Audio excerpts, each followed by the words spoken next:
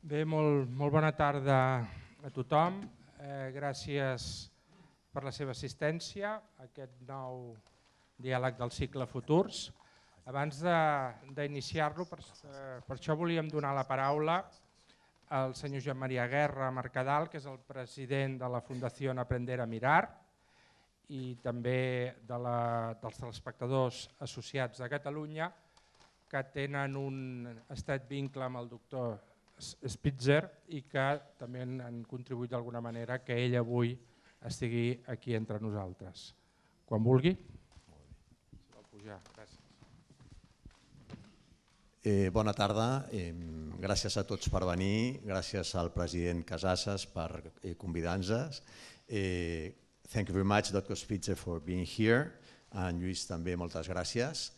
Bé, la Fundació Aprender a Mirar i TAC, que antigament era Telespectadors Associats de Catalunya i en l'actualitat és Associació d'Usuaris de Mitjans Audiovisuals de Catalunya, fa una tasca de societat civil, de defensar els drets dels usuaris davant de les institucions legislatives, davant dels productors, les cadenes, els anunciants, i la veritat és que fem el que podem, no és una feina fàcil. Vam començar l'any 85 amb l'associació TAC, després vam crear la Fundació Aprender a Mirar, ara d'àmbit estatal, i des del 2011 presidim Euralba, que és l'Aliança Europea d'Associacions d'Usuaris de Mitjans Audiovisuals, amb la qual estem presents a les taules de treball de la Comissió Europea amb el desenvolupament de nova legislació en relació a tot el tema audiovisual. Bé, no em vull allargar, el protagonista és el doctor Spitzer.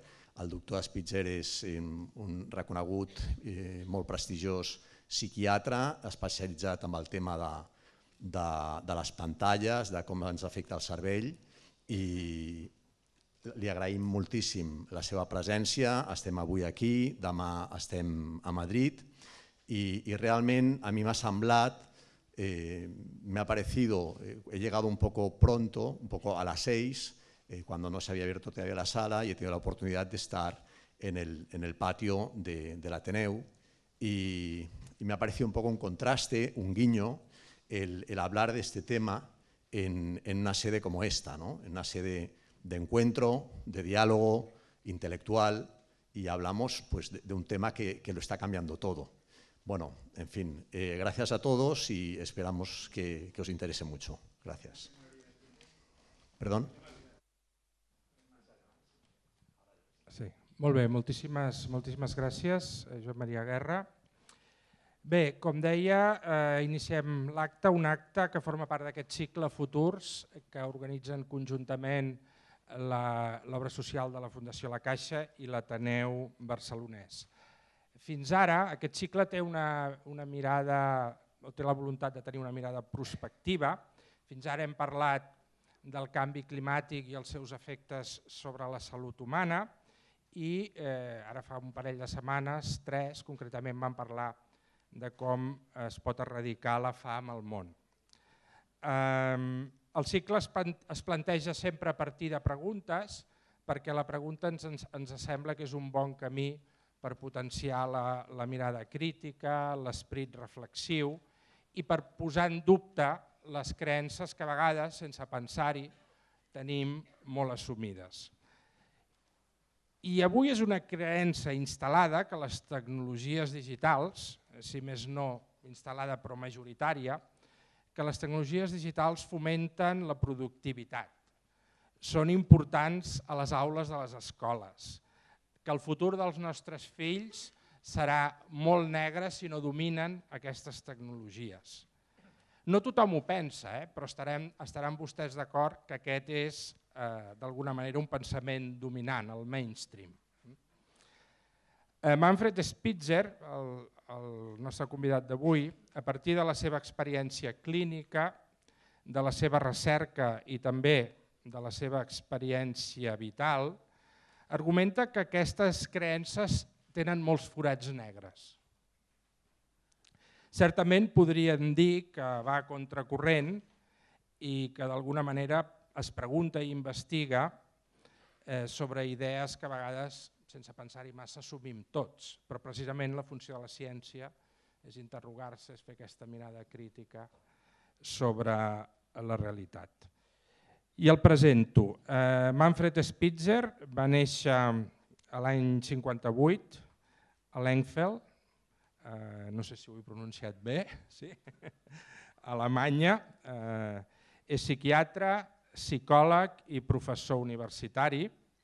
Ha estat professor invitat a la Universitat de Harvard, és director mèdic de l'Hospital Universitari de Psiquiatria a Ulm i també és director d'un centre de transferència i neurociències, el Centre de Transferència de Neurociències i Aprenentatge, un centre que investiga sobre la relació entre la neurociència i l'aprenentatge. És autor de diversos llibres i de molts articles científics. És un home molt mediàtic a Alemanya i segurament, i per tant molt sol·licitat pels mitjans, ja deu estar tip d'explicar sempre una mica les mateixes coses, però intentarem que avui, entre vostès i jo, li puguem fer alguna pregunta que el pugui sorprendre d'alguna manera. Ell és autor de diversos llibres, jo crec que el títol ja és molt significatiu, no m'extendré en el contingut de cada llibre. El hombre, nacido para aprender. El ordenador hace más mal que bien a nuestros hijos.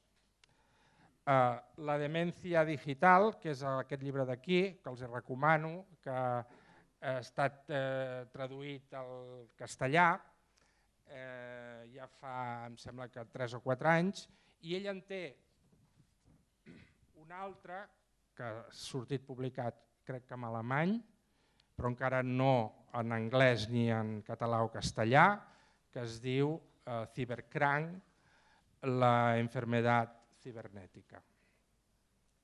Bé, els comento el format i comencem. El format que hem pensat per aquest diàleg, per aquest acte del cicle, són uns 40-45 minuts on jo li aniré fent preguntes al voltant de la seva recerca, al voltant dels seus plantejaments, i després deixarem uns 30-35 minuts perquè vostès diguin la seva.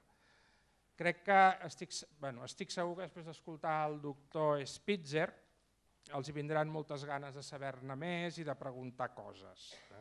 Per tant, dedicarem una estona important i si no continuaré jo, no es preocupin, a fer preguntes o algunes reflexions. Molt bé, doncs jo començaria pel principi, el go to the basics. El terme demència normalment ens evoca malalties neurodegeneratives, quan hi pensem. Vostè li afegeix l'adjectiu digital. A què es refereix quan parla de demència digital? Que és precisament el títol d'un dels seus darrers llibres. Well, first of all, there's some feedback in the... Well, first of all, I did not invent the term digital dementia. Korean doctors did when they had ever more patients, basically young men who complained about memory problems, depression, attention problems, and so... It doesn't work? It does work? Okay, so they had all these problems, and the Korean doctors called it digital dementia. Actually, I use the term a bit differently, and let me explain. It's actually very simple. Dementia is not a medical diagnosis, it's just a description. D means down and mens means your mind. And the general idea is this.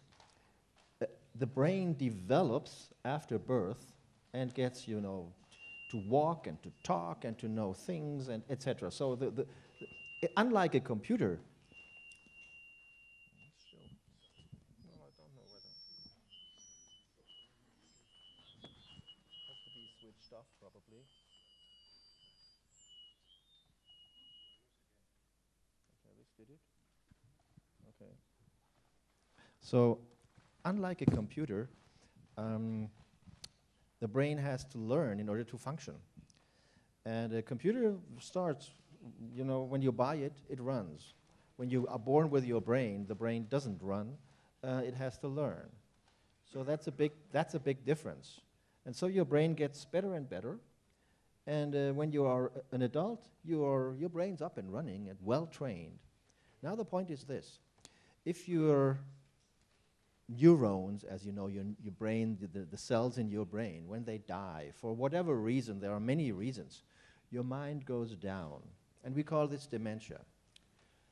But for every decline, the higher you start, the longer it takes you to get down. So you can, if you climb from a high mountain, it takes a long time to get down. If you go from a sand dune to the ocean, you're right there. The same thing happens when mental decline sets in. So the higher you got trained up in the, well, let's say the first 2 decades of life, if you really got high up and you get dementia, well, you get it at 150, so you won't get it because you die earlier. But if you haven't been trained up very high, if you are like this and you go down, you'll be right down there. And in fact, we know this from cases where the bright people, and they died at 100 or 101, and they were fine. They didn't suffer from any dementia, and they tried the same tests that we have in the clinic, and they were fine. But the brains were full of Alzheimer's disease.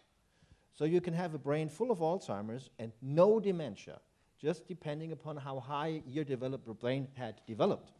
And so my point is that digital media, they harm brain development. They interfere with attention, with learning, so with education. So you don't get high up when you use too much of digital media.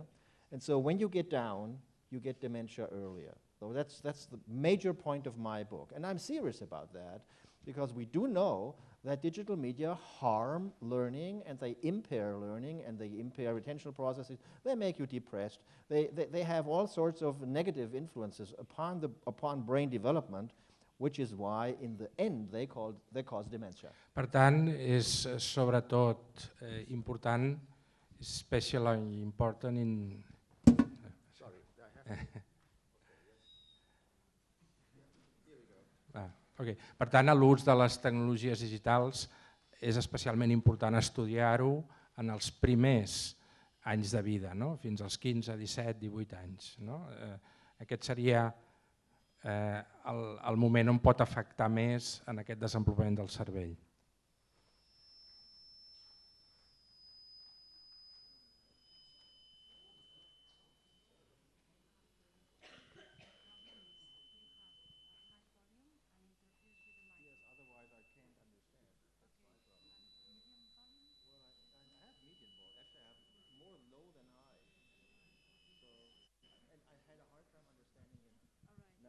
So you turn this down a bit. Yeah. You turn this down. Fem una cosa, fem servir aquest. Maybe try this one? Sí.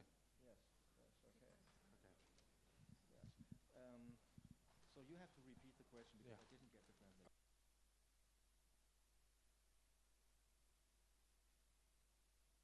No s'ha apagat. Switch it off. No, no és el problema.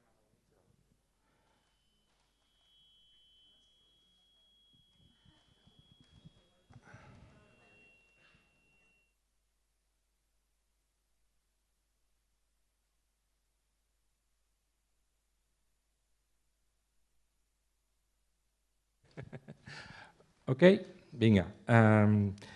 Li deia que a partir d'aquesta reflexió que vostè feia, per tant, és especialment important investigar i conèixer els efectes d'aquestes tecnologies digitals en els primers anys de desenvolupament del cervell, a les etapes fins als 15, 16, 17, 18 anys.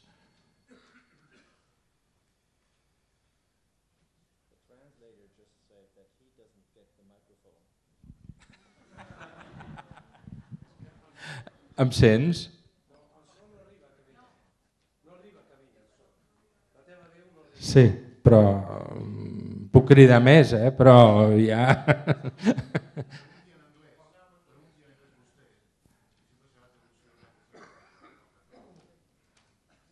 Vale. Okay. Com ho fem?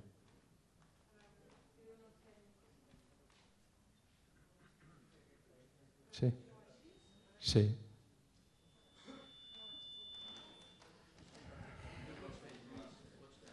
Sí, però bueno, volia ser per ser més precís, no? Però bueno, puc fer-ho, sí, sí. Si no ho resolem, ho fem en anglès.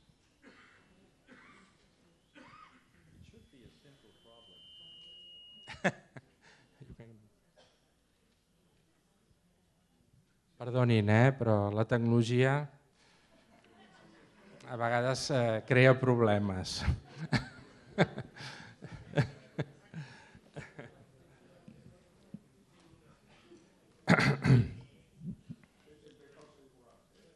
Sí? Vinga.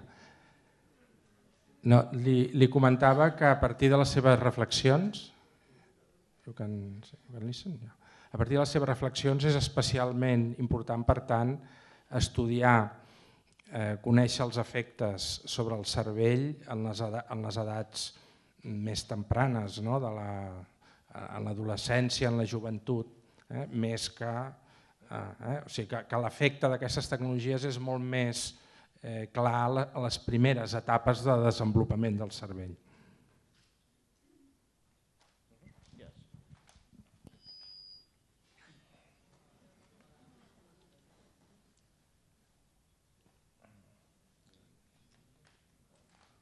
So let's try without feedback. Yes, in fact, the people with a well-developed brain, they won't suffer too much from digital media. And there's actually one group, retired people, who may only benefit and suffer no risks and side effects from digital media at all. But think about brain development. We do know what a developing brain needs. It needs input. So the more you speak to a child, the better his language capabilities will be trained up. The difference between an upper class kid and a lower class kid is 30 million words at school age.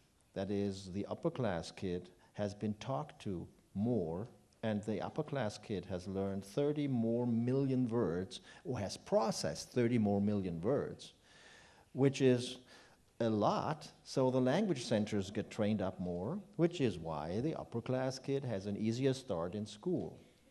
Once you know that, you try to get as much language input to every kid, because you want to have every kid to have a chance to do this. Now some people say, well, let's digitize speech, and we have digital speech and train up everyone, even those without bright parents, let's put it this way. And it turns out that you cannot use screens and loudspeakers for language training for very young kids. It simply doesn't work. So you need real human interaction.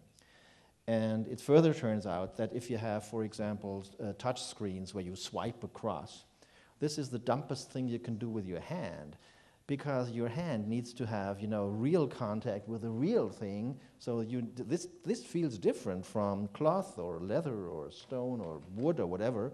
So, and if you swipe across glass, you get no sensory feedback, and your motion is always the same.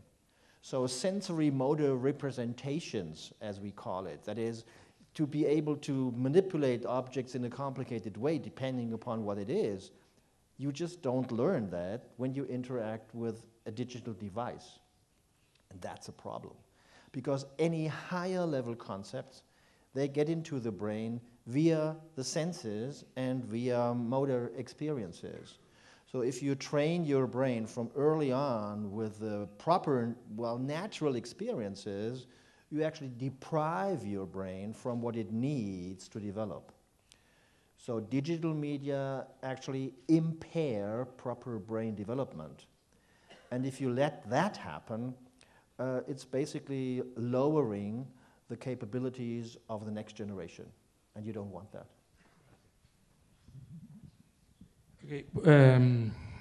Vostè en el seu llibre cita diferents recerques que demostren la transformació permanent del cervell a causa del seu ús. Fa referència al famós estudi dels taxistes de Londres, que tenien aquesta gran capacitat d'orientació molt per sobre de la mitjana, no? Perquè l'ús de cada dia buscar carrers i fer-ho cada dia durant diverses hores, doncs això transforma el nostre cervell.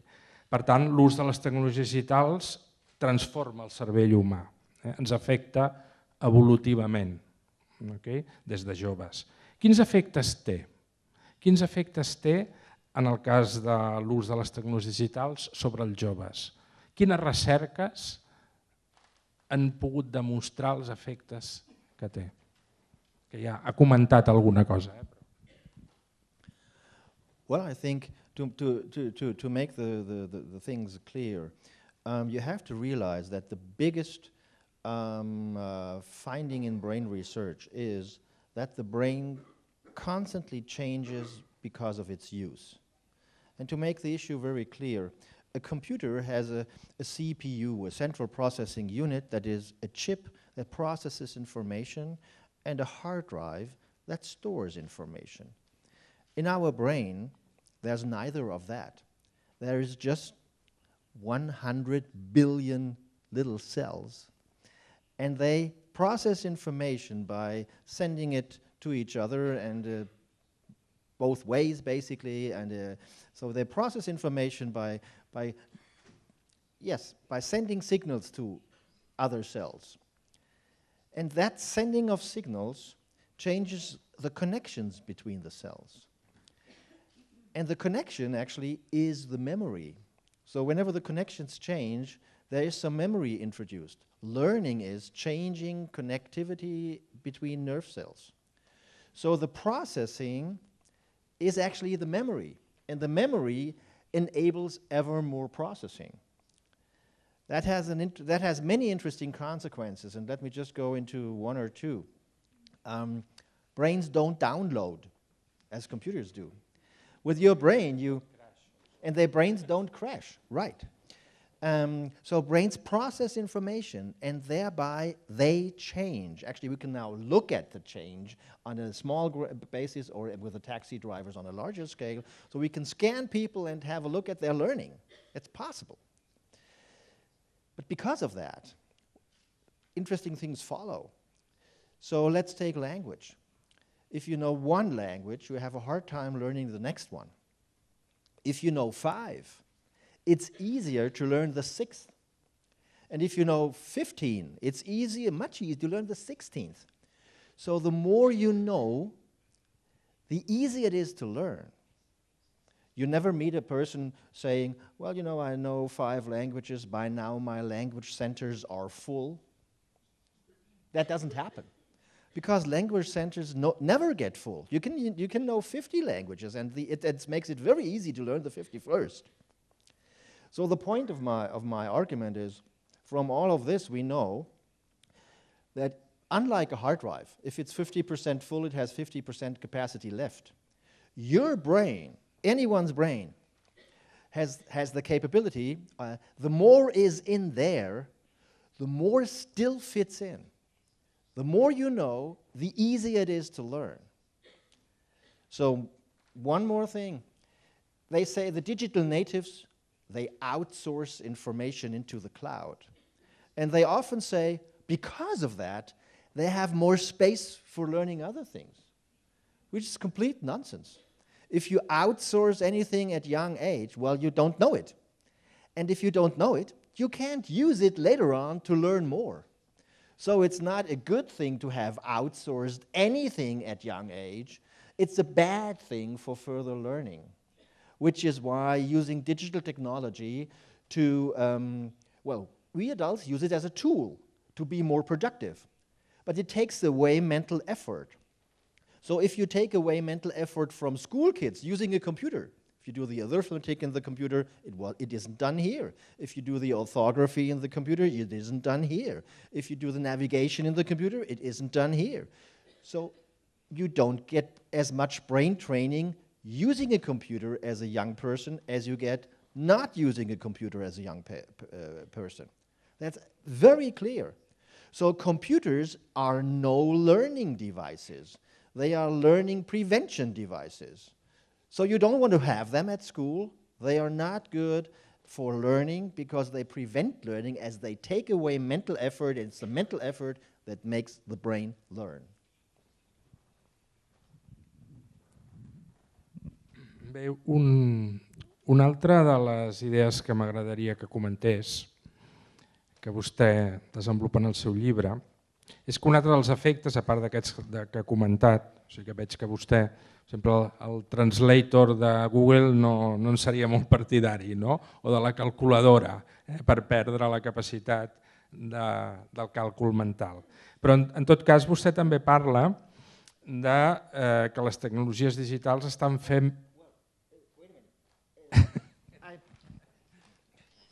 It's not that I don't like Google or computers or machines. I'm a doctor, I'm a scientist. I use this stuff all the time. And there's no way not to use it as a scientist and a doctor. But what I'm saying is, whatever has effects, and of course this stuff, the digital media, they have effects. And whatever something has effects, it has risks and side effects. And the risks and side effects, they are more prevalent in the younger you are. If you have a developed brain, use the stuff and you will be more productive. But if you give it to children or to adolescents, it will impair their brain development, and you don't want that to happen. Okay. Em referia al... a que vostè també argumenta que l'ús de les tecnologies digitals està fent perdre l'hàbit de llegir i també de concentrar-se i de contemplar, d'alguna manera. Aquí hi ha una paradoxa. La lectura de llibres sembla que de llibres tradicionals sembla que costa i disminueix entre els joves, però algunes persones diuen que mai s'ha escrit i s'ha llegit fent servir el mòbil tant com avui, que la gent jove escriu molt i llegeix molt. Una altra cosa és el que llegeix, però que hi ha aquesta paradoxa, que la lectura tradicional sembla que entre la gent jove va menys, en canvi la lectura sobre els nous suports va molt, va més. Com ho veu? Té futur la lectura a la societat digital?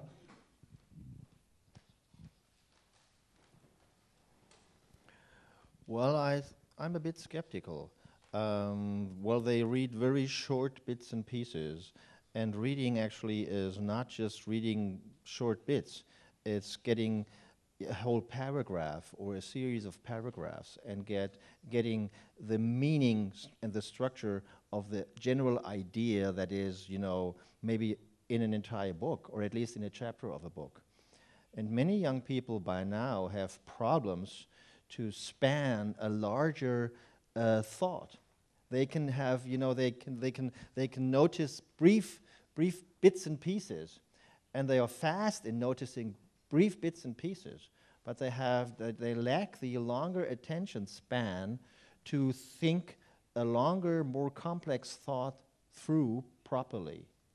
And that teachers know that, and university professors know that the capability of, let's say, deeper, more complex thought actually goes down, it doesn't go up.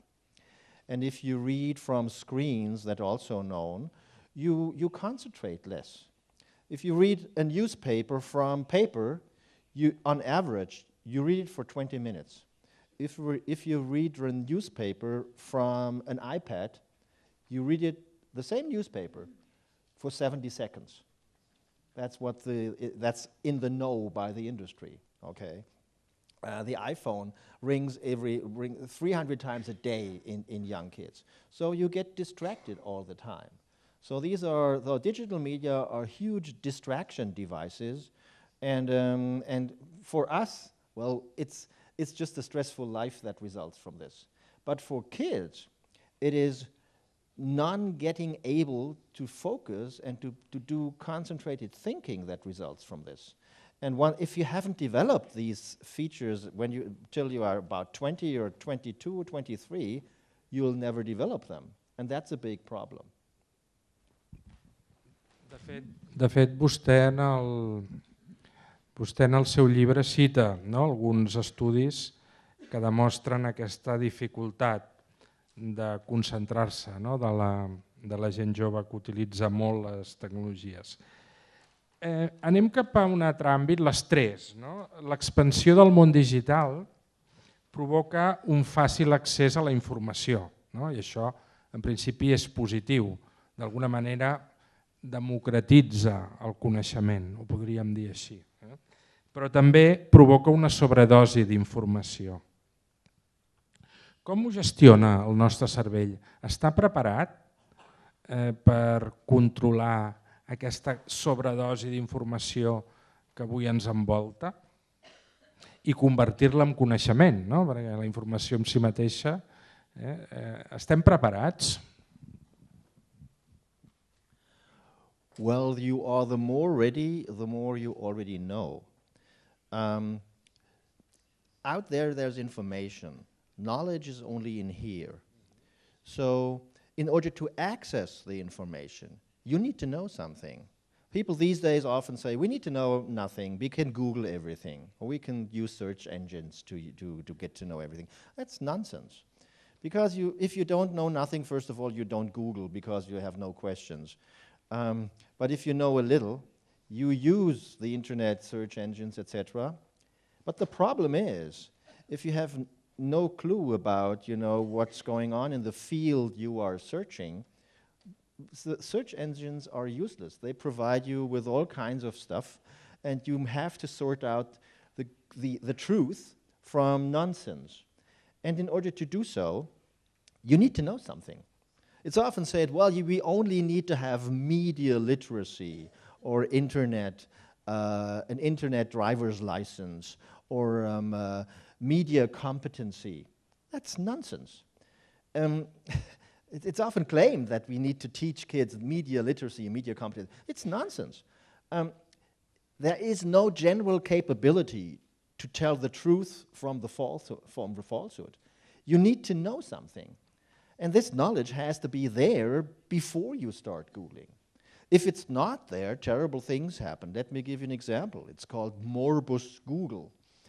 And it actually has been published by engineers from Microsoft in 2009.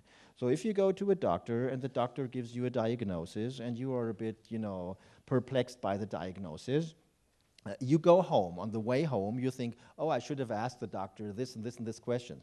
So nowadays, you say, oh, I can Google this. So you Google headache. In 0.1 seconds, you get brain tumor.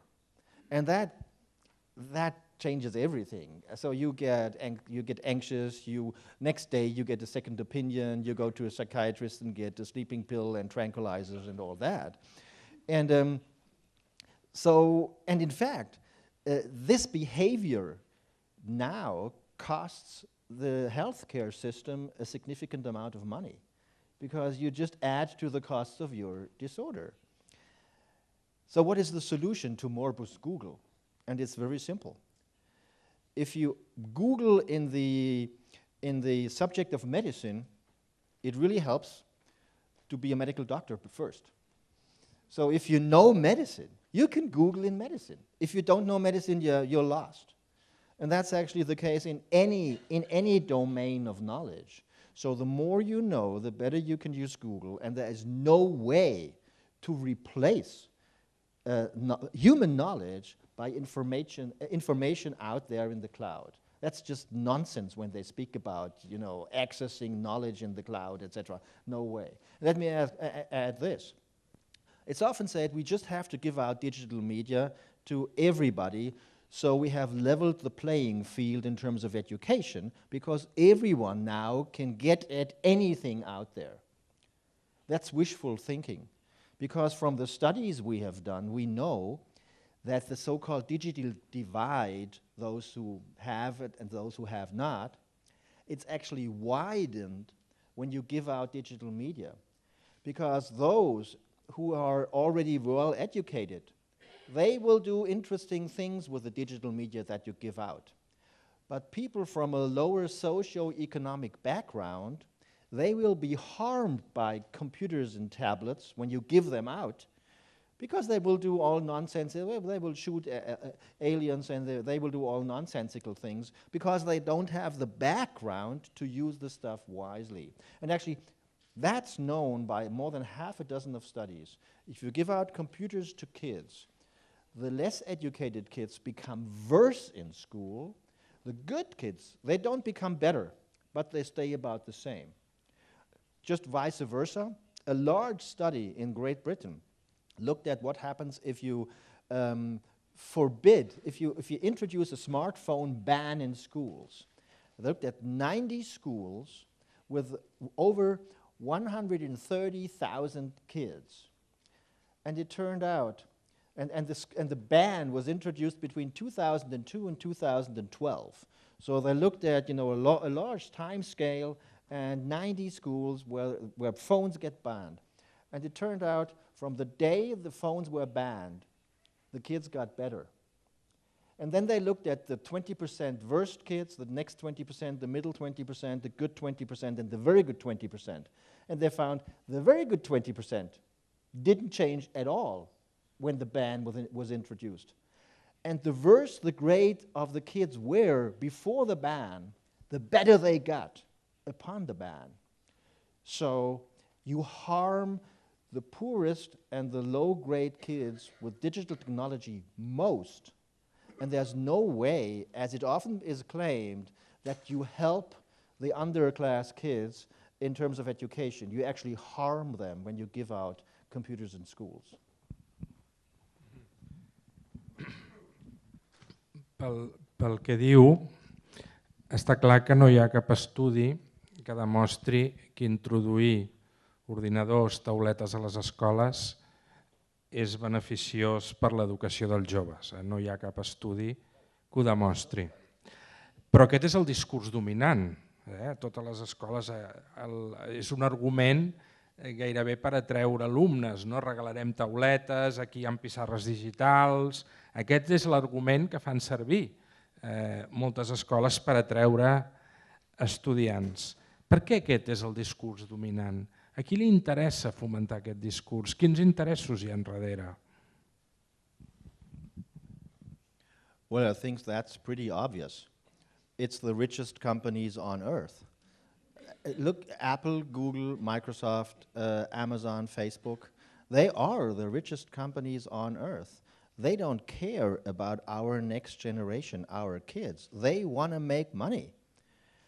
And they will go to the politicians and lobby for, well, for example, I just come from Italy, and I have given such talks in Italy, and I've learned that an Italian teacher gets more pay when using computers compared to not using computers.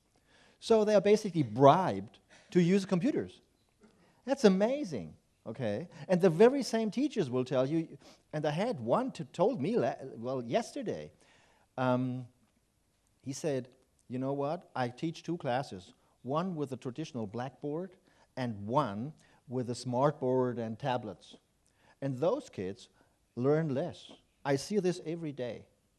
But I get more pay when I do the less efficient methods. This is crazy.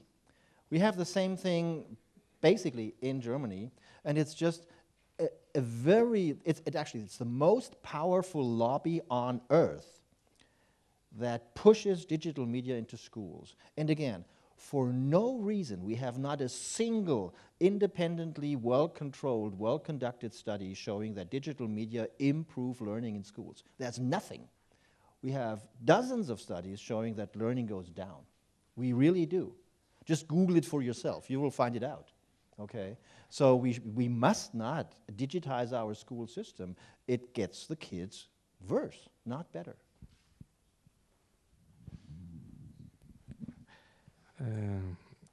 Contundent, no? I preocupant. En tot cas, a partir de quina edat li sembla que seria, perquè el que és evident és que el món del treball està ple d'ordinadors, està ple de tauletes i és una eina avui que no m'imagino que estigui en vies d'extinció.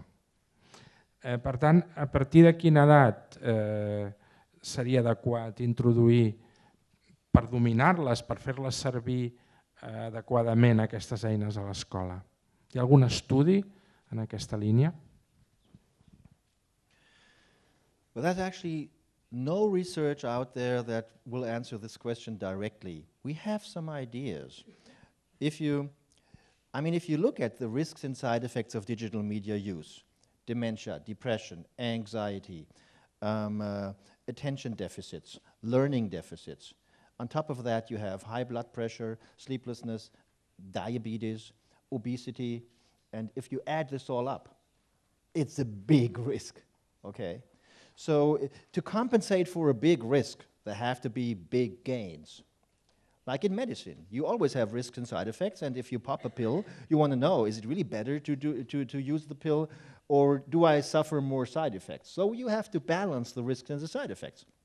And for all we know, Facebook makes you depressed, for example.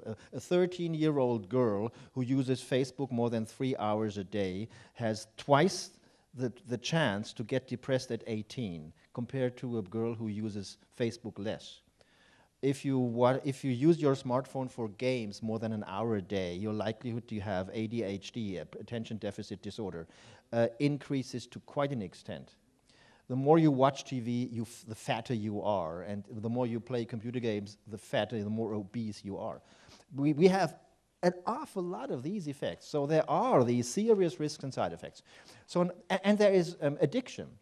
In South Korea, more than 30% of people at the age of 10 to 19 suffer from smartphone addiction. And smartphone addiction is not a joke. It is a serious disorder. You can't do without. You get high blood pressure and pulse if it's taken away, etc. So there are these serious side effects. Brain development is harmed, and you have addictive processes going on. What to do? Well, the one thing, we must not start early with media training. I mean, think about it. Alcohol is addictive. Alcohol impairs brain development. Do we have alcohol competency training in kindergarten? Just a schnapps a day to get used to this? No, because we know it's harmful. So what do? We protect our kids from the harmful effects of alcohol such that when they get to be adults, their brain is properly developed, and we hope that they can deal with the stuff, okay? And I'm a psychiatrist. I know in some cases it doesn't work, but most of the time it does work. So what age? And then the argument goes, well, but we need to have this stuff because when we work, we have to use computers. Yes, but again, if computers are not good for getting well educated, in fact, computers are not good to train you to use computers. Because if you want to use Google, you have to know something. So we know, there's a big study showing that Google is not good for learning. If you read a book, if you read a newspaper or a journal, you learn the same information better than if you Google that information. Because your brain knows, I can Google this, I need not memorize it. So if you use Google for learning, the effect is the least possible effect compared to other media. So in order to be able to, when you are an adult, to use Google, there's one thing you must not do in schools, that is using Google. You must use books in order to be a good Google user later on. Same thing with the professional training. You have to know a lot, and then you can use computers for all sorts of things. But if you use computers a lot as a kid and as an adolescent, you will spoil your brain development. So when to start? Well, let's take society has always has to come to grips with new technology. So when do we start with cars? My example is, in Germany, you are allowed to operate a hang glider on your own at the age of 14. And I have been a pilot myself with little planes. I know that, airplanes are more complicated than cars. So why do we let a 14-year-old operate an airplane, but not a car? Well, because we think the control of 100 horsepower under the hood, you need to have responsibility, you need to have some ethical background, etc., etc. And we don't think 14-year-olds have that. We think 18-year-olds have that. And to make the long story very short, this is the biggest crime scene on Earth. This is the biggest red light district on Earth. This is the biggest place where, you know, people get at your money and get at your anything that you own and information about yourself that you don't want to tell other people, etc. You know all this. So shall we give this to 12-year-olds, to 13-year-olds, to 14-year-olds? My answer is no way, because it's more harmful. And let me give you one example. South Korea. It's the state with arguably the best digital infrastructure. And in fact, most of the smartphones we have on the globe come from Samsung, and that's South Korea. So South Korea, they monitor smartphone use in younger people from 2011 onwards. Back then, they had 10% of smartphone addicts. Today, they have 30% of smartphone addicts. In 2013, the state tried to have a campaign not to use the smartphone so much in younger adolescents. The campaign failed. So in 2015, they introduced new legislation. If you buy a smartphone in South Korea and you are 10 to 19, software has to be installed such that access to pornography and violence is denied. Second, if you want to play games on your smartphone, the game servers shut down at midnight. You can't play at night, okay? And third, the software monitors the time of use per day, and if it exceeds a certain amount, your parents get notified. And the parents need to talk to you, don't use the smartphone that often. So here we have a state that makes the most money out of this, and starts to protect its own younger generation from the biggest risks and side effects of this. They take the risks and side effects seriously. We don't. We believe in their advertisement industry telling us this is a great thing. They themselves, they protect their kids from the worst that comes with this. So I think we should take note. And in Germany, we have now 8% of smartphone addicts. So we are not there where South Korea is, but we are getting there. And I think the earlier we take action, the better it is for our next generation. We must not leave the education of the next generation, their brains, to the profit interests of the richest company on earth. That's irresponsible if we do that. And we must not do this. And that's my main argument, why I'm critical about this. And I think we have to take note and we have to act responsibly.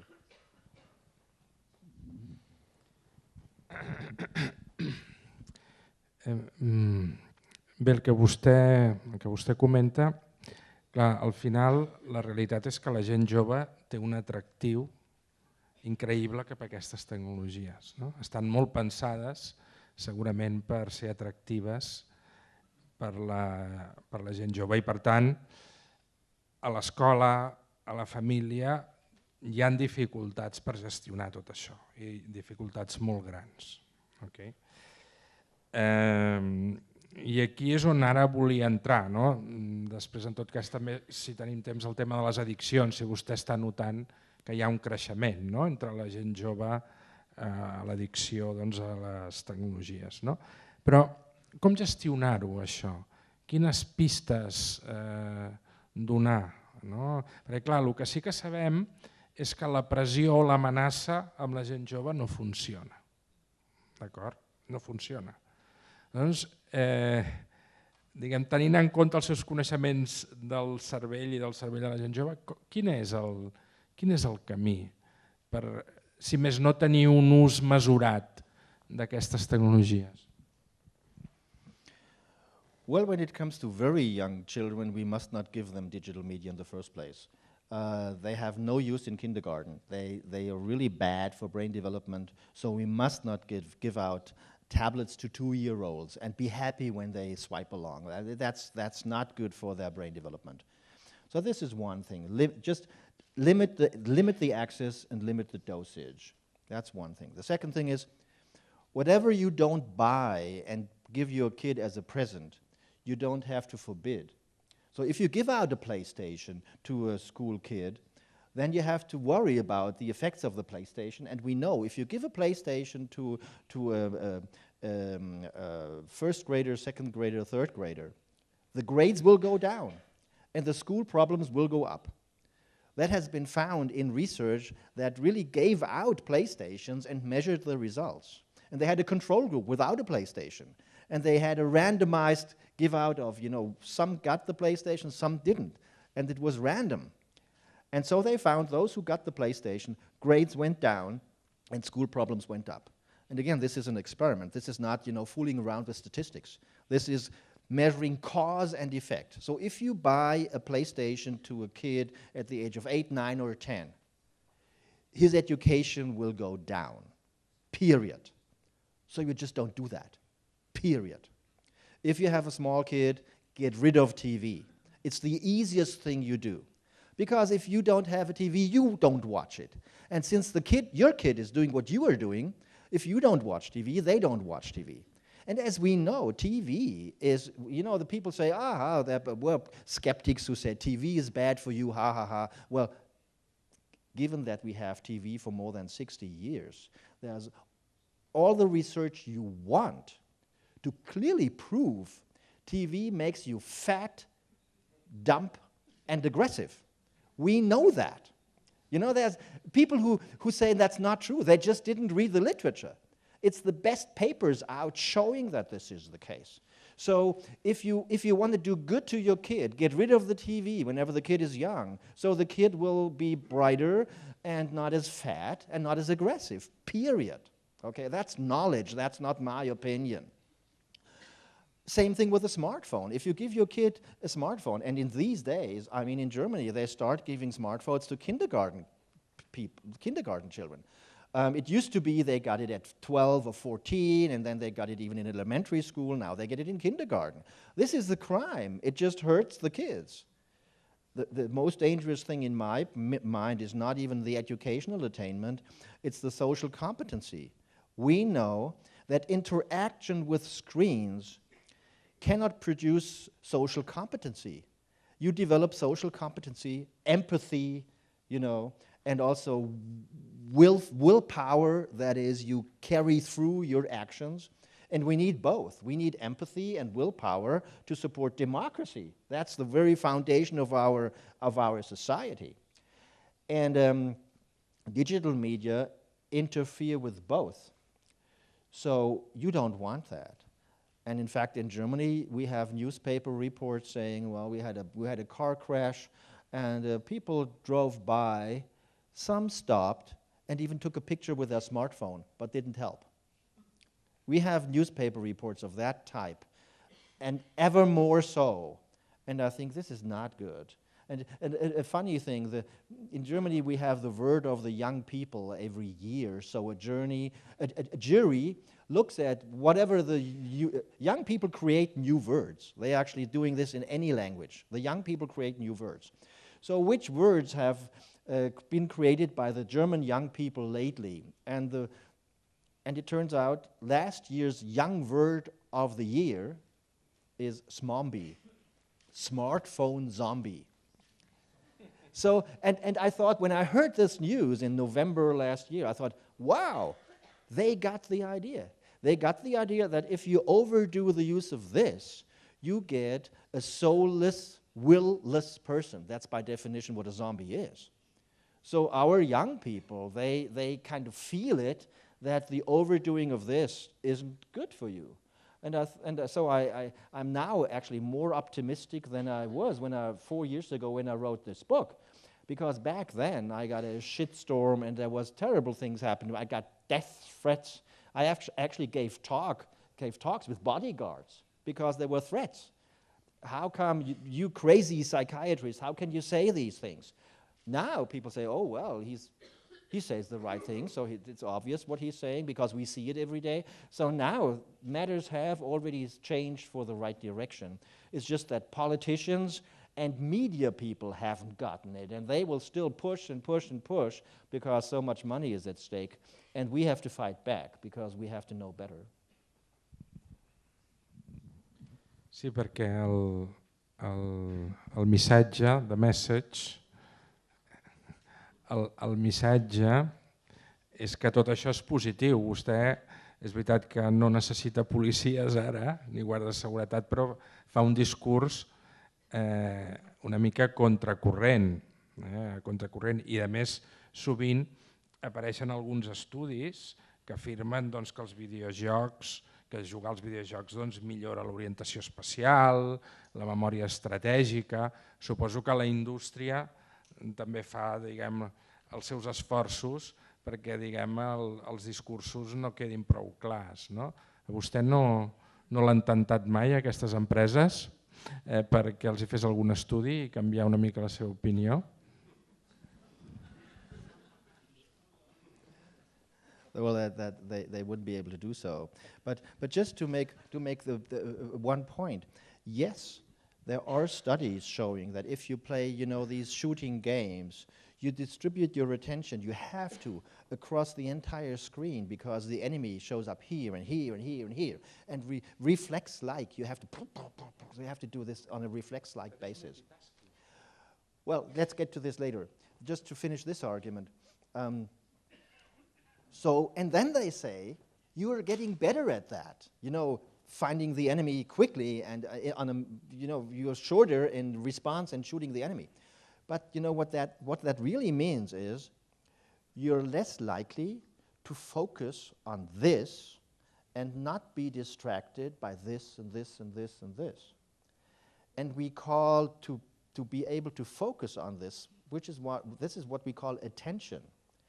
And to be trained to, when you focus on this, think quickly at this and this and this and this.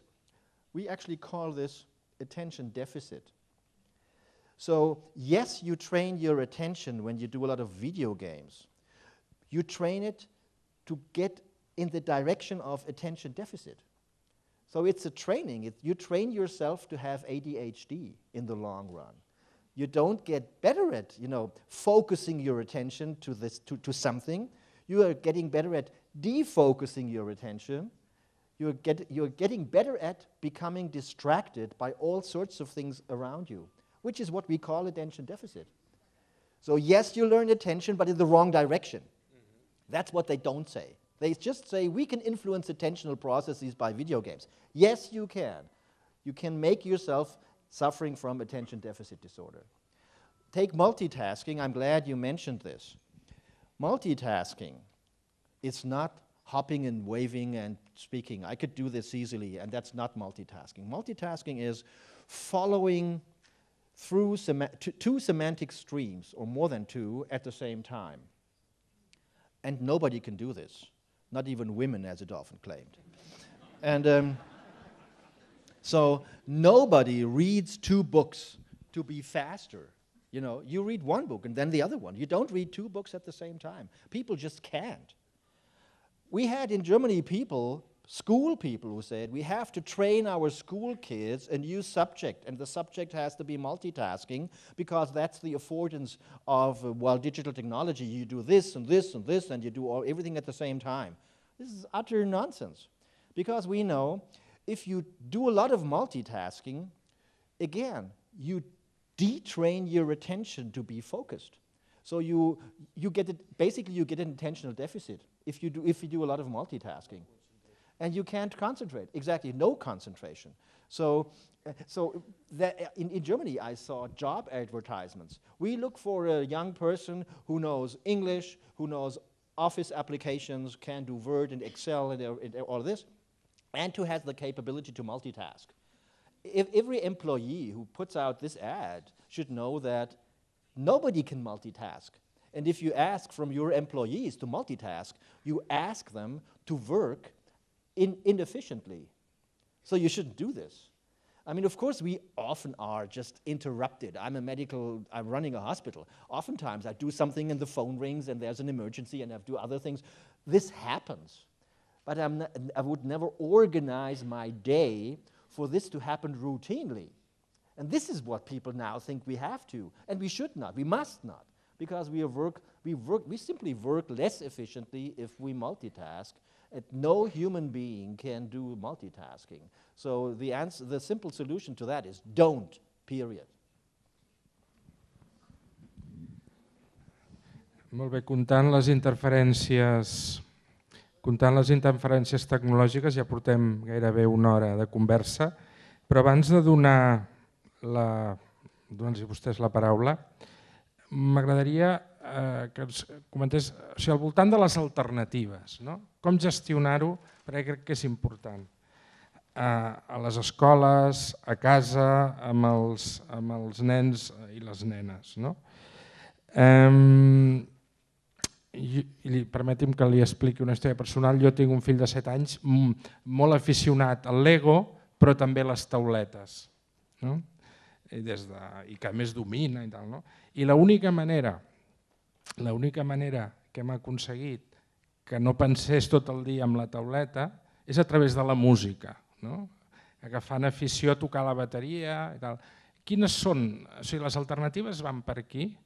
La música, per exemple, és molt millor practicar la música que està connectat als mitjans digitals. També hi ha programes que es pot aprendre música utilitzant la tauleta, per exemple. O sigui que també té aquest doble ús. Well, there are actually many things kids really love to do, and it's not using a tablet. They love to draw, and it's much more fun to do this with pencil and paper than on a screen. They love to make music, as your son does, and not on a digital device, but with a real thing that when you hit it hard, you feel it in your stomach. And this is wow! This is really, it's completely different from fooling around on a virtual drum set. There are virtual drum sets. They are no fun. Okay, the real thing is fun. And if kids have the choice between playing FIFA, the online video soccer game, or playing real soccer, they will always go for the real thing. So we just have to let our kids go out. Being in nature is the greatest thing for a kid. They will learn a lot, they will become better people, they will be more creative because nature has these effects that has been shown. And these days, the problem is, when I was young, when we had done something bad, we had to stay for 2 hours in the house in the afternoon. That was our punishment. These days, that's no longer a punishment.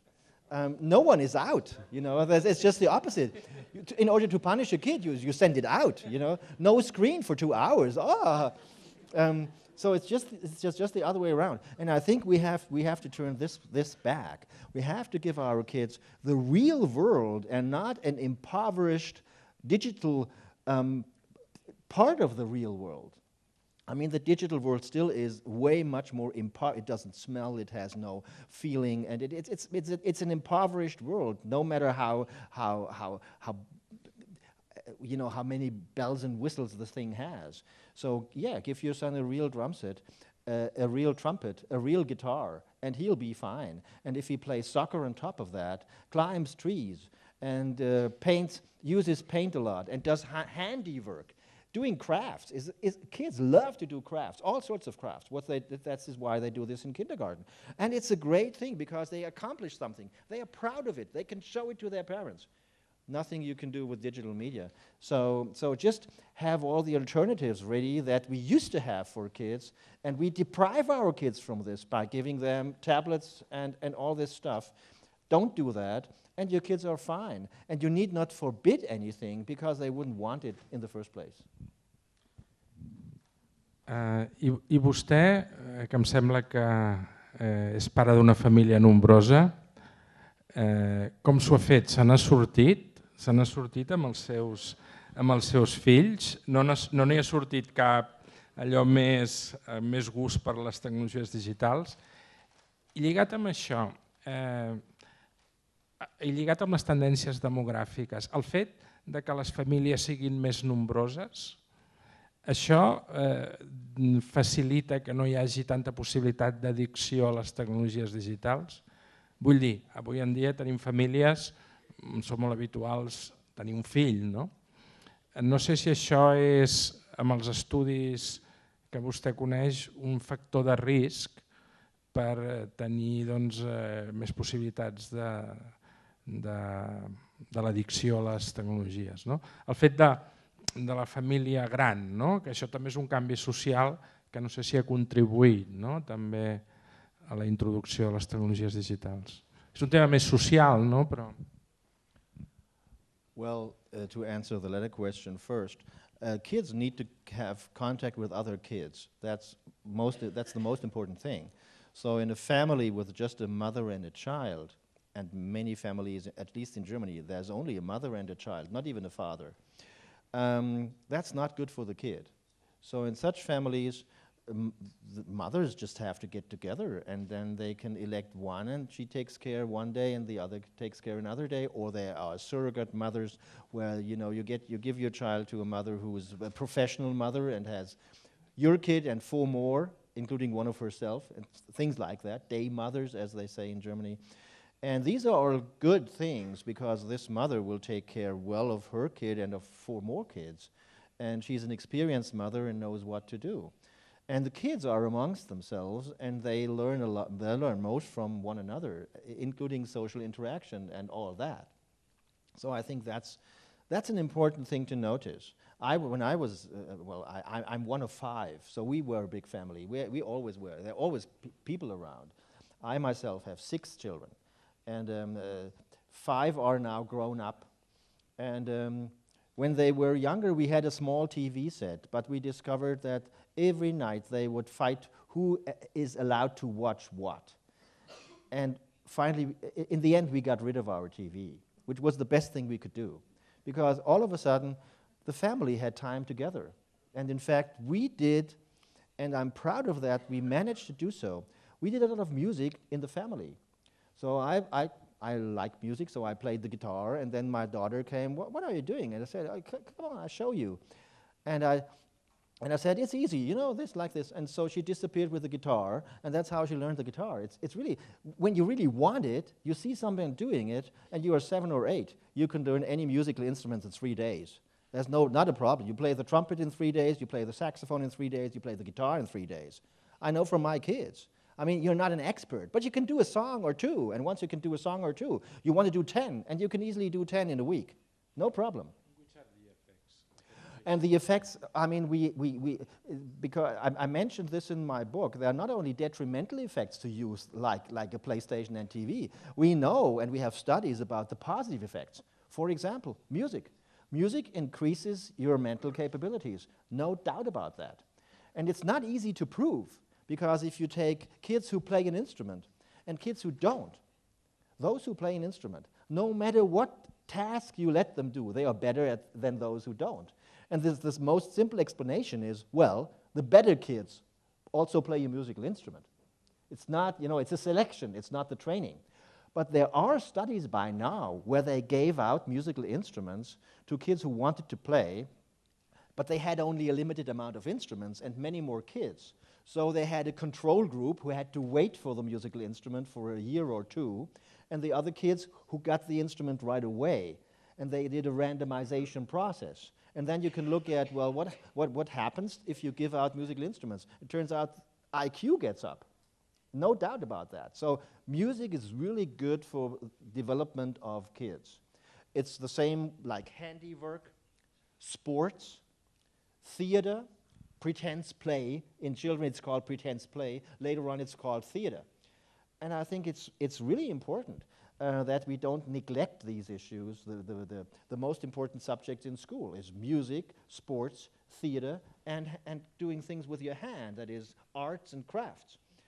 And then there are other subjects that may be of some value, like math and German and English. But I told you the most important. And which instrument do you play? I play any instrument you want me to play. Badly, but I manage to play a song on any instrument you give to me. So we tried hard, and with a computer, I mean, thank God, when my kids, the 5 that are now adults, when they were young, there weren't any smartphones, there weren't PlayStations. We had a computer because we had spent time in the United States, and they all had friends in the United States. So they wanted to be an email contact with them. So they had a computer for themselves. But that's one computer for 5 children. And the computer was a slow one, and it was located in an area of the house where it wasn't so nice, and it was a bit colder than in the living room. So it wasn't cozy in front of the computer. And then I gave out the message to my kids, you know what? If I see you play a video game, this computer is gone. And it happened twice, and I noticed it. And I said, it is gone now. And they removed it quickly. So, oh, yes, Dad, we will remove it. So, and then people say, well, you know, Dr. Spitzer, this is not correct. You forbid the computer in your house. So they went to the neighbors and to the friends, and they watched TV at the neighbors and played PlayStation with the friends. So what about this argument? First, if they go to the neighbors, they have to ring nicely the doorbell and behave nicely, so they learn to behave nicely. Second, your neighbors, whenever your kids spend time at the neighbors, your neighbors' kids spend time at your place. So if you don't have TV, you reduce media consumption even in the neighborhood, not just in your family, okay? And yes, they will go out and do the PlayStation thing. But again, same thing happens. If you don't have it, okay, this is basically at least 50%, a reduction of media consumption, which is a lot these days, given that the average media consumption in the Western world is 6 to 8 hours a day, on average, for younger people, you know. So reducing it to half as that, it's a big feat you have, it's a big achievement for a family.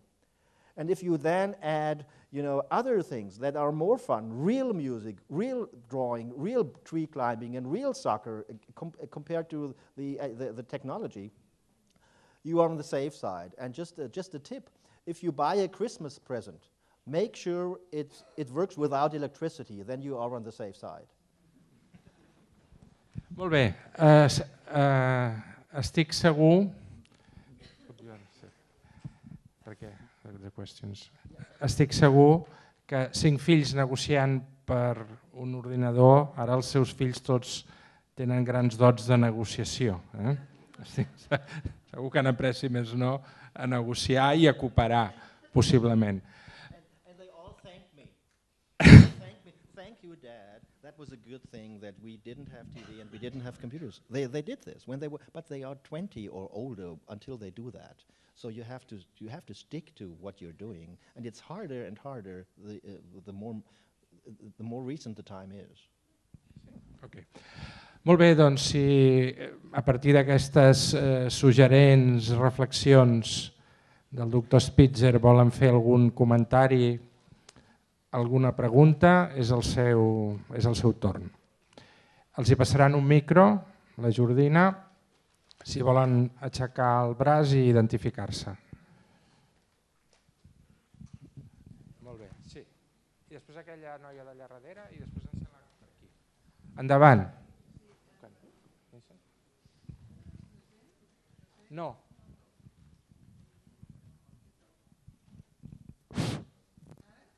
Ara sí, no? No.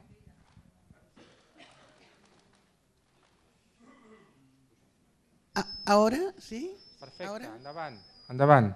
¿En castellano? Uy.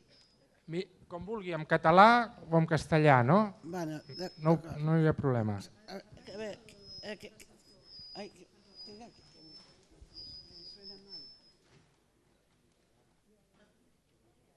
¿ahora? No. ¿Sí? ¿Se oye bien? ¿Sí? ¿Se escolta bé en català? Vale. Sí, Com vulgui, en català o en castellà. A veure, ara se sent bé? Sí. Bueno, ha sigut un plaer escoltar tot el que el psiquiatre ha parlat. Bueno, 2 coses jo volia. Una, a veure què opinava el doctor sobre el que és el tema digital per la gent gran, 80 anys, 90. Això és un tema. Ara l'altre, el que jo veig al món, a veure què opina el doctor, és que hi ha el que ha exposat el doctor m'ha agradat molt, i tot el que ha exposat. I després veig un altre corrent dels que dominen la Terra, que el que se va és que sobra gent a la Terra. Llavors, tornem, o sigui, amb la línia que anem, digital, pels que dirigeixen el planeta, sembla que és perfecte per entrar en una línia d'esclavitud. O sigui, que hi hagi els tres, els que dominen, els intel·lectuals que belluguen, planifiquen la idea, i després els que executen. Els que executen no fa falta que sàpiguen tant, sinó que sàpiguen dintre del seu potencial un tema que han de fer. Què opina el doctor d'aquests temes? Gràcies. Si els sembla, fem... Quantes persones volen? 3, 4? Val. Molt bé, doncs fem com dos blocs. Hi havia aquella noia allà darrere, fem 3 i després fem 3 per no... Sí.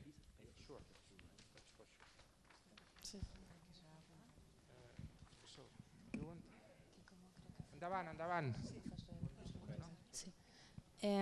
Primero, gracias por la conferencia y luego quería preguntar cómo cree que afectará las gafas de realidad virtual a las personas, a la generación de los 20 o incluso más jóvenes.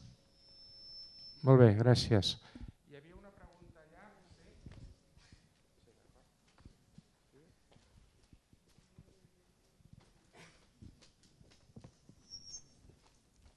Per aquí? Aquest senyor? Sí, em sembla que el senyor. Perdona, havia estat primer abans. Perdó, sí. Perdona, després dono la paraula. Apago, Vale, paga. Breument, sisplau. Bé, jo soc Ignasi Sant Genís. Volia preguntar, m'han preguntat sobre la realitat virtual, que és diferent. O sigui, una cosa és la realitat real, que estem aquí, ara i aquí, no? La virtual seria que jo estigués ara i aquí, però en vez d'estar ara i aquí estaria mirant una pantalla i no estaria aquí. Ara m'he despistat. El que jo volia preguntar era si el doctor ha receptat fàrmacs per efectes secundaris de tot això que s'ha parlat avui. Molt bé, està clar. L'he pagat.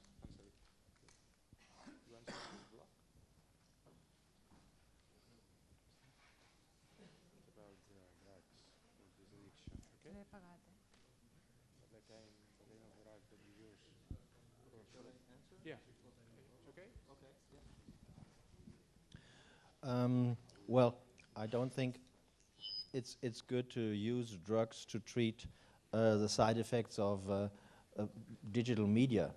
Of course, if somebody has severe attention deficit disorder, it can be of a help to give a drug that works against attention deficit disorder.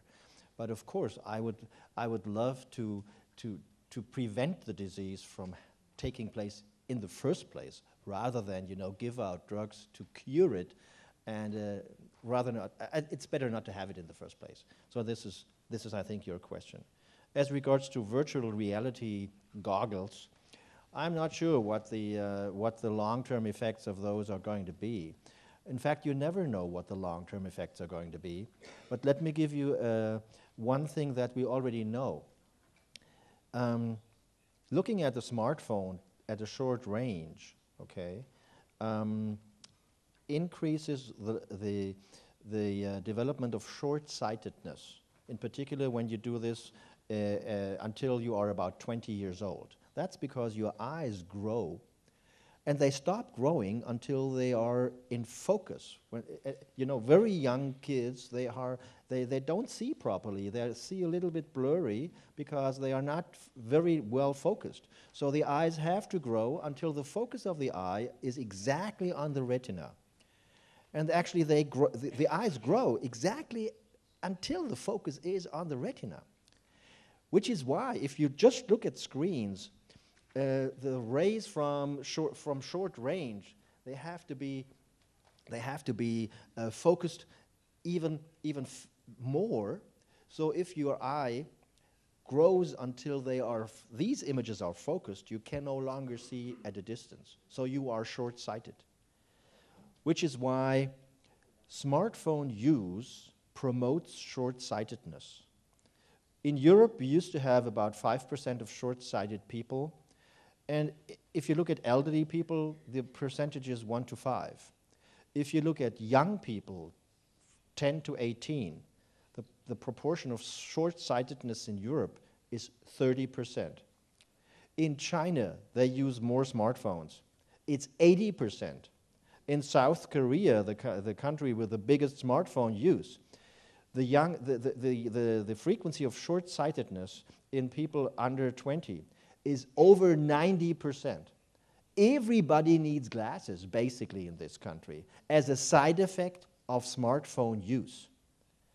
So there are long-term side effects that we have to be aware of, and there's no way to get around them. You can't use a smartphone wisely and not get short-sighted. You just get short-sighted when you look a lot at short sight. And so that's a development we should take note. First question, as I said, I think in the beginning of the talk, the elderly it is the people who are not harmed by digital media. They can stay in contact with each other, with other people. They can access information because they have a background. No doubt about that. They can use that background to learn more and to have easier access. You needn't walk to the library. You can just do that from your home, and that's particularly important if you are in a wheelchair, or if you are old and you can no longer walk too well, for example. Are we slaves of big companies? Your final or second question. I wouldn't call it slaves, but of course. The big companies, they want to be in control, and they control already a lot of aspects of our lives. And since the revelations of David Snowden, we know that Google, Apple, Microsoft, they know more about you than you know about you. So they can give you, what to buy tomorrow. They can tell you, and you say, oh, that's a good idea, so you buy it. And that's what happens all the time, and I think we should be aware of this. And again, these big companies, they are not just sacrificing the next generation. They are really at the roots of our society, because personal freedom and that we own our information and all of that, they are undermining this. They don't pay taxes. They don't obey the laws. They copy mental property to their advantage, and they don't ask even questions. So they are actually quite they are outlaws in a way, and we must not let them take control over our lives. That's irresponsible. And even more irresponsible is to let them control the lives of our kids. We must not do that. Digital media are a danger for democracy? Yes. I mean, free will develops just like walking and talking. You sing a song, that is, you have the song in mind, then you take an action and you sing the notes, and at the end, you're proud. You have done this, you have done an action, a willful action. Painting a picture, same thing. Climbing a tree, playing soccer with your friends. Doing a little game of theater or whatever, you have it in your mind, you put it into reality by your action, and you're proud of this. And if you do this a gazillion of times, you're not just learn how to sing, climb trees, play soccer, and draw pictures. You learn how to exercise your frontal lobe, that is, to want something and put it into reality. And if you have constantly access to this, it'll tell you every 5 minutes what to do. So you don't decide what to do, you are told what to do. And every 2 minutes it rings and tells you that your friends just had French fries or whatever. So stupid things, but you get notified by, 100 of times a day by your friends they are doing just this or this or this. So that prevents you from carrying through what you wanted to do. So this is a big killer of willpower. But, our personal will is the foundation of democracy. Okay, so if you lack willpower, and again, if you lack empathy, if you just communicate with a screen, you cannot learn empathy because there's nobody there. So if you are in Facebook, that doesn't matter. If young kids and adolescents are in Facebook, their empathy goes down, and it has been measured. It goes down measurably. So this thing takes away the very foundations of our society, that is humaneness, helping each other, being empathic to one another, and being able to exercise willpower, our own decision-making, and making up our own minds. So we must not let that happen. And if we let it happen, our society is going down the tubes. We don't want that. And let me add one thing.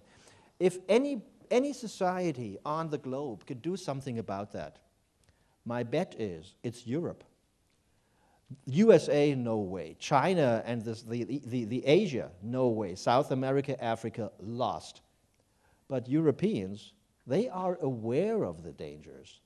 The European High Court has just decided that we must not give away information to all the big American companies. And we are still fighting the laws of copyright and all that, and we are the laws of privacy. So we are the continent of the Enlightenment, and the Enlightenment means think for yourself. Everybody. This takes it away. So we must make sure that we let not take other cultures the progress of Enlightenment away from Europe. And since we are Europe, I think we are in the best position to come out with a better policy and not destroy our future and the next generation. And if we manage to do so, we have won the next century, because we'll make it in the next century. Like the South Koreans, they already protect their kids from the worst side effects. We have to do the same thing. And then we'll have a more productive society, a happier and a healthier society. And if we don't, we'll have the opposite. And we wouldn't want that. So please tell those who haven't been here. So if everybody knows, we do the right thing. And one thing, politicians are of no help. I talk to politicians a lot. And every politician from left to right will say, Manfred, if I take your stance, the media kill me next day. They get rid of me quickly. So if you wait for politicians to solve the issue, you'll wait forever. My hope is that some economic people, big companies, they have trouble finding bright people. They have trouble finding creative people. And they suffer already from the risks and side effects of digital media, from the bad schooling and everything else. So, and they need good young people, creative kids, etc. So it's probably the big industry, the big non-digital industry, that will eventually say, we need better education, we need to get rid of digital media for young kids because we need better educated people, and we also need people who are sociable and can do with other people. We need not zombies, because we cannot use zombies for a productive and healthy society. In any case, you have a smartphone. I'm old enough. Maybe it's in order to know the enemy, no? The last president of Telefónica have a very old-fashioned mobile phone, not this smartphone, for security reasons. Yeah? There are schools in Silicon Valley, a Waldorf school, that was in the New York Times, and they advertise, we don't have computers. And think who sends their kids there? The high ranks of Apple, Google, HP, and Microsoft. And then there is an interview in the New York Times with Steve Jobs. And he was asked, so your kids, they must have loved their father because he invented the iPad, so they will have the iPad and used it a lot. Stephen Jobs' answer was, no, iPads are not good for kids. And now they give out iPads in kindergarten. The inventor of the iPad said, it's not good for kids. So you should realize that. Ok, hi havia algunes preguntes més. Sí, hi havia, a veure, aquí hi havia aquesta senyora, hi havia allà una altra, i per allà.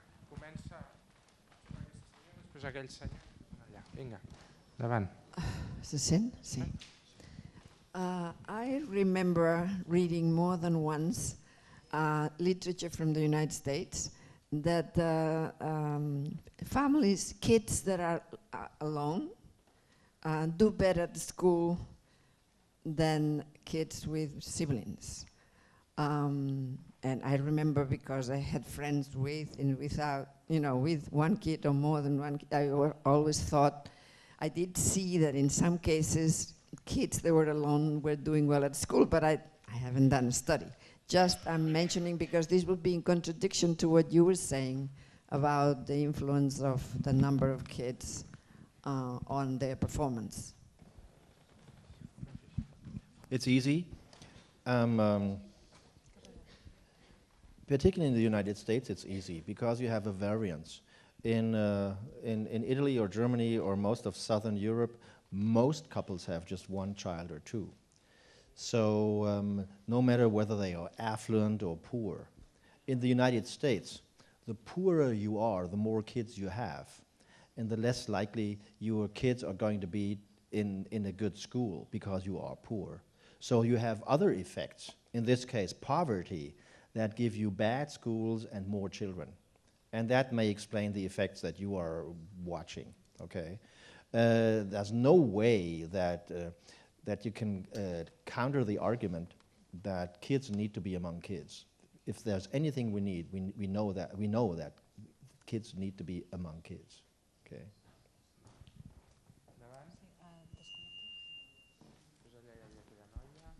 Moltíssimes gràcies per la seva conferència i atac per organitzar aquesta xerrada que és força interessant. Soc pare de família nombrosa, a casa no tenim televisió en obert, de vegades veiem pel·lícules que baixem per Apple Store o Google Play i no veiem la televisió. Els nostres fills no tenen smartphone fins als 17 anys. I aquesta és la primera pregunta. L'edat, abans s'ha parlat, 14, 17, 20 anys, vostè quina edat creu que és la idònia perquè puguin tenir aquests dispositius? Perquè això no m'ha quedat clar. I en segon lloc, preguntar-li si hi ha estudis que de manera objectiva diguin que disposar d'aquests dispositius, tenir aquests dispositius a l'adolescència o a la infància, són perjudicials. Ha dit que hi havia estudis que deien que no era beneficiós, però que diguin que són perjudicials. Hi ha estudis que de manera objectiva això ho posin sobre la taula? Gràcies.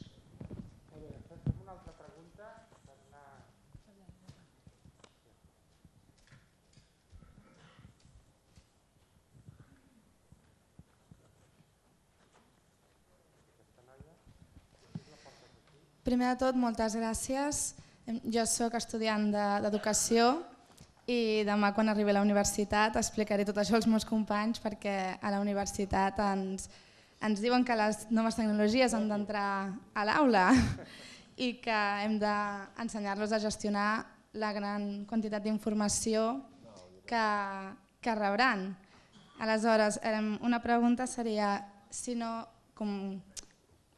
caldria ensenyar a gestionar tota aquesta quantitat d'informació com a infants, sinó que ho podrien aprendre ells mateixos com a adults més endavant, ja que si no entren les tecnologies a l'aula doncs no els ensenyaríem a gestionar aquesta quantitat d'informació a través d'internet. I la segona pregunta seria si hi ha alguna edat en què seria beneficiós o que ajudaria a realitzar tasques mentals o estratègies mentals l'ús de la tecnologia.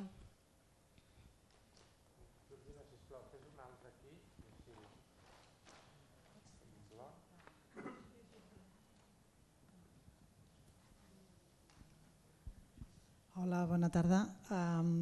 Bé, interessantíssima la conferència i jo soc professora de música i també tinc fills adolescents, treballo en una escola com a professora de música i evidentment la realitat s'imposa. Els alumnes porten el mòbil a les escoles. Ha sigut un debat que s'ha fet en el centre i s'ha arribat a acords a veure si s'havia de portar o no el telèfon mòbil al centre.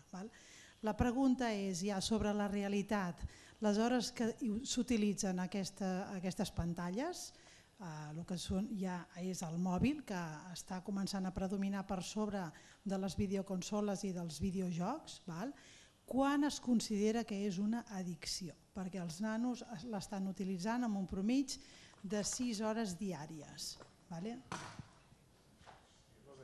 Jo també he retingut els meus fills tot el que he pogut amb els mòbils, vull dir que jo soc una mica de l'escola, però la realitat del dia a dia té molt de pes.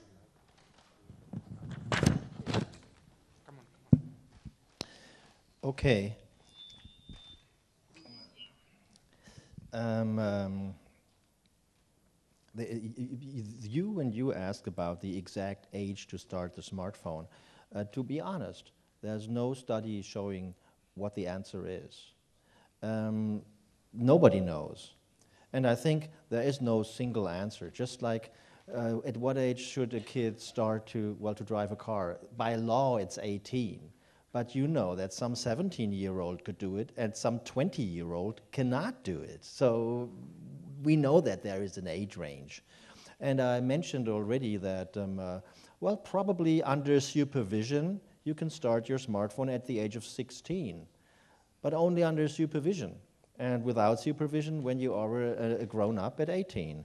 So something in that range, something in that ballpark is eventually going to happen. I have no doubts about that, because we will eventually come to grips with the new technology as we came to grips with any new technology.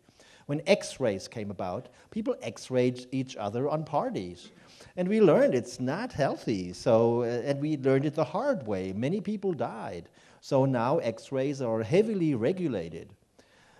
And we came to grips with any new technology, and it's going to happen with digitization, but I hope there are not too many dead people on the way like there were with radiation. And my fear is that there are going to be many dead people because we're not doing anything up to now. Studies about adolescence and whether it's not good, that was your next question.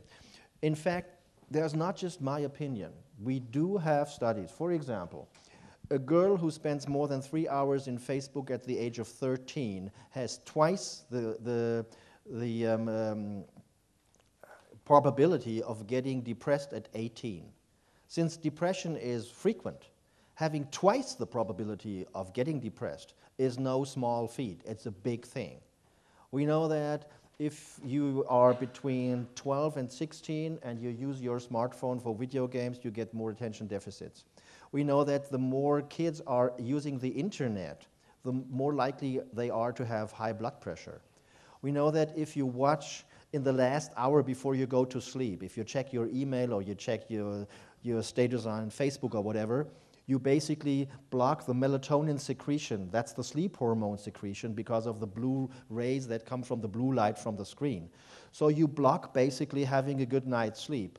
On top of that, you reset your body clock such that in the next morning it still has night. It shows night, not day yet. So you slept up to 2 hours less and you have a reset body clock. So you have 2 reasons to be tired. If only a few kids happen to, do that, that's not a big deal. But we know from a big study of Norway of 10,000 youngsters between 12 and 16, over 90% use their digital device the hour before they go to sleep.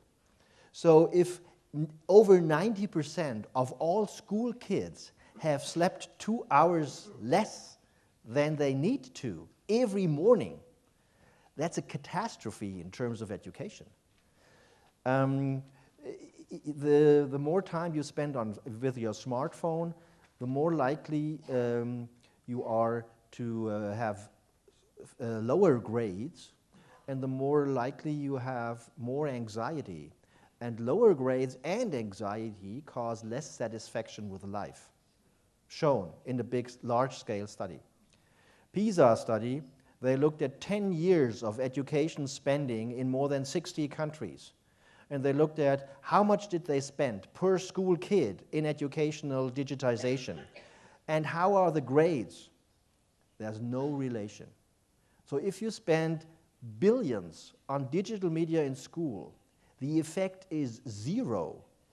And this is the largest scale study ever performed, okay? So we do know a lot. Just read my two books. They have more than 1,000 references, the two of them together. And it's all references to well-conducted scientific studies. So it's not my opinion. And I'm here as a doctor and a scientist, and not opinionating anything. I'm just telling you what we know. And I think it's important that we do know what we know. To manage information for my point using Google, and I elaborated a bit on that, is in order to manage information, you need to know. And the more you know, the better you can manage information. It's useless to be told, well, you know, there's Google and Yahoo and no matter what, and here is a great screen and a great keyboard.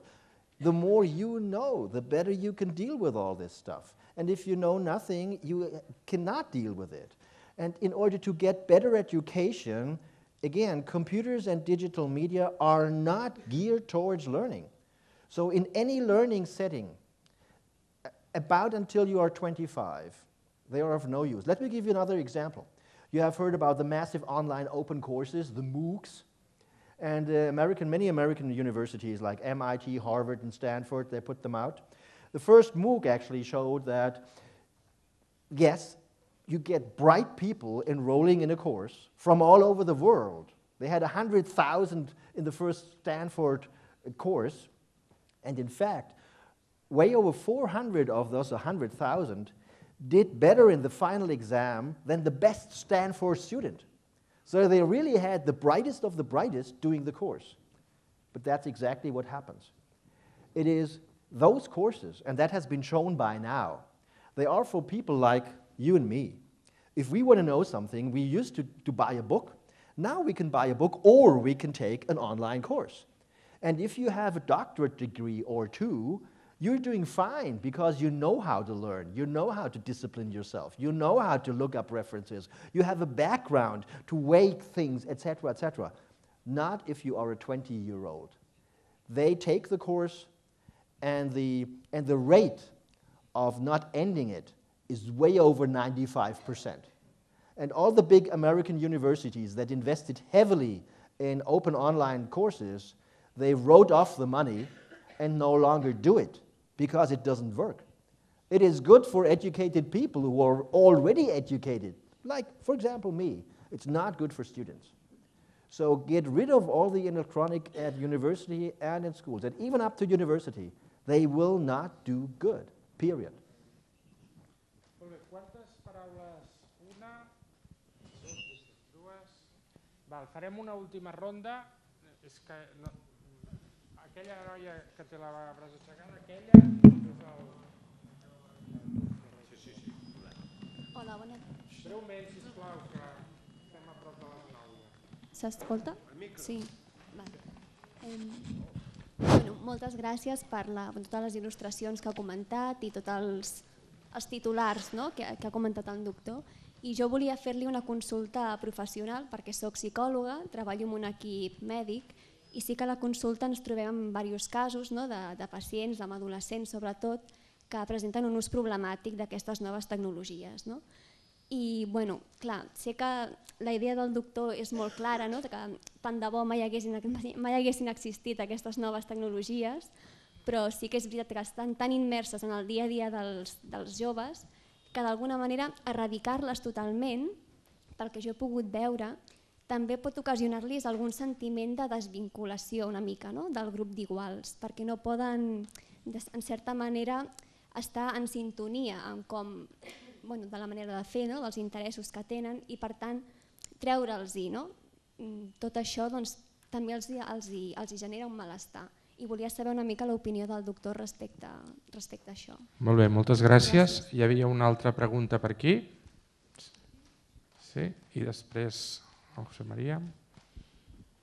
Breument, sisplau. First of all, sir, it has been an honor and a pleasure to be here tonight hearing you and your conference. And I wanted to ask you about the general concept of neuroscience, not about the technology aspect, because I'm doing research work about neuroscience, and I wanted to know your opinion as an expert of neuroscience about the theory of brain division, that there exists the left part, the logic part, and the right part of the brain that is the part of emotions, creativity, and etc. And do you agree with this theory or not? Thank you. Molt bé. Joan Maria. Sí, bé, jo vull intervenir com a pare, de fet. Tot i agrair moltíssim la intervenció del doctor Spitzer i la teva, Lluís, perquè ha estat una entrevista magnífica i crec que ha estat, que tothom estem involucrats amb això. Nosaltres a TAC i a la Fundació Aprender a Mirar, de fet, fem programes d'educació audiovisual amb col·legis arreu de Catalunya i arreu de l'Estat. I fins i tot, no és que ho haguem aconseguit nosaltres, però hi ha hagut col·legis que s'han conscienciat suficient com per prendre la decisió de prohibir l'ús dels smartphones durant l'horari escolar. Coses d'aquestes que estan avançant. De tota manera, jo com a pare i amb la preocupació amb els meus col·legues pares i mares, hi ha una cosa que no l'acabo de saber superar, que és el fet que les meves filles em demanen l'smartphone perquè les seves amigues tenen smartphone. Jo no sé si el doctor pot fer alguna proposta que ens ajudi a superar aquesta dificultat. Gràcies. Moltes gràcies. Oh, yeah, thanks. These are very important practical questions, so let me ask with yours. And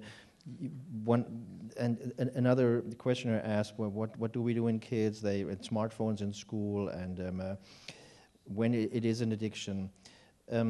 So you can ask the school principal, why don't you ban smartphones? Because we know, I told you the study, that their grades will go up. So every school principal wants kids to have high grades, so why don't you do that? Many school principals will tell you, no, I don't want that, because the real answer is it's hard work to implement a smartphone ban in a school. And you don't want to extra work, so school principals are like anybody else. They don't want to do extra work, so they won't go with that.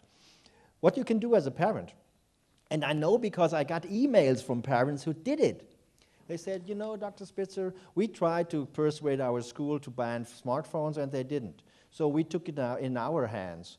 So the parents of a class would get together and make up their mind, discuss it, and if all agree not to give the smartphone to the kid into school, okay?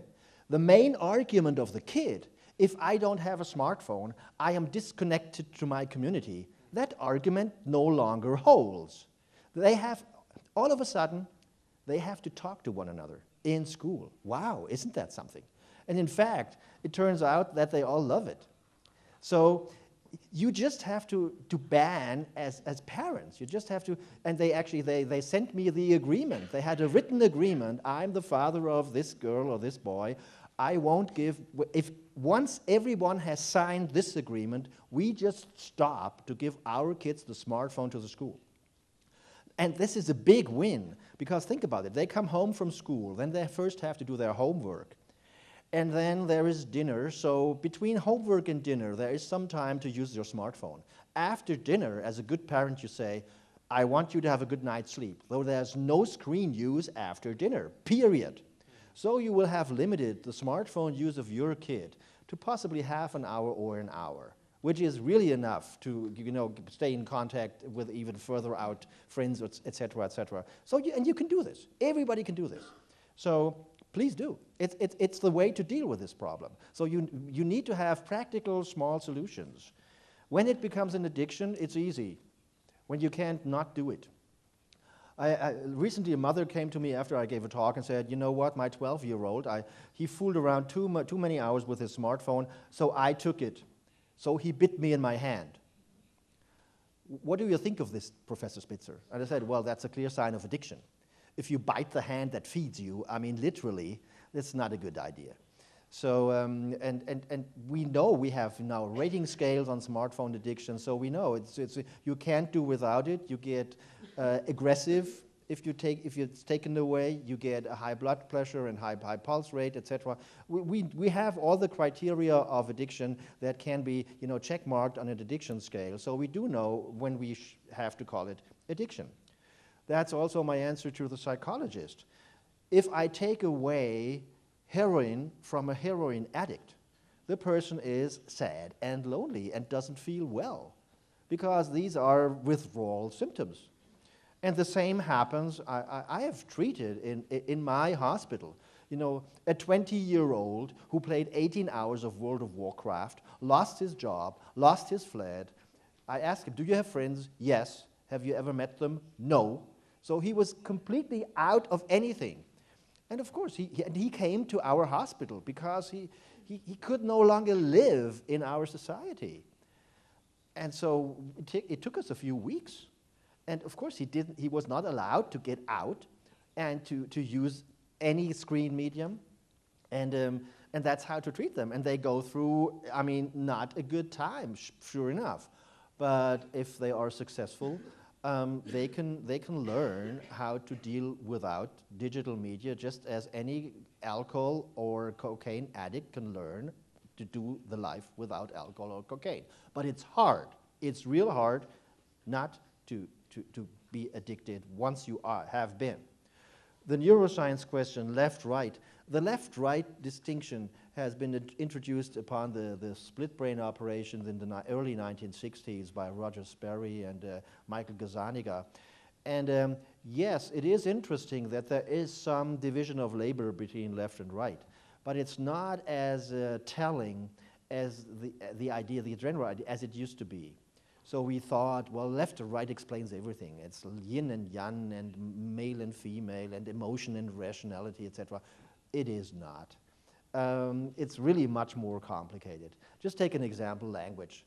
Yes, most right-handed male human beings have their language centers here. So if they get a stroke here, they get aphasia, they don't talk. And then it takes rehab and they may start talking.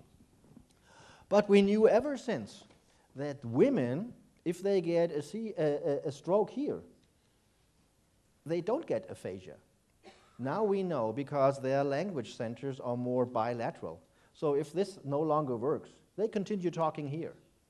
That's what most women can do, which is why you rarely see women aphasic patients in the clinic, simply because their brains are less lateralized than male brains are. And in many scientific studies, you use the 20-year-old male right-handed white college students, and then the results are about language in humanity, which of course is complete nonsense, okay? You have a real bias towards male, right, 20-year-old, etc., and college education. So we have to be aware of that and need to take any information that we get from these studies with a grain of salt and doubt. I think that's it. Okay. Em sap greu, però és hora de desconnectar. Li agraïm molt al doctor Spitzer la seva xerrada. Jo crec que hi ha moltes idees que ens podem emportar, moltes coses per pensar-hi, reflexionar-hi. Tenia la tentació de fer unes conclusions, però no les faré, recollint algunes de les idees principals. Donar les gràcies a la Fundació Aprender a Mirar per la seva col·laboració en aquest acte i a vostès moltes gràcies per la seva assistència. La conferència...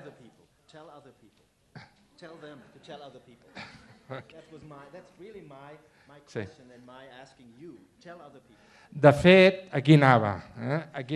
Aquesta xerrada del doctor Spitzer està gravada aprofitant les tecnologies digitals. Estarà disponible a través del canal de YouTube de l'Ateneu a partir de demà, per tant, la fan córrer i la fan conèixer. Diguin, aportin aquestes reflexions a tothom que els sembli que els hi poden interessar. Un avís, molt bé. No és de foc, no? No, és que fora hi ha unes noies que tenen uns dossiers per la gent del món de l'educació que voleu saber una mica més el que fem a la Fundació, precisament per el que diu el professor, d'ajudar a molta més gent. Hi ha dossiers fora. Moltes gràcies. Bona nit i gràcies.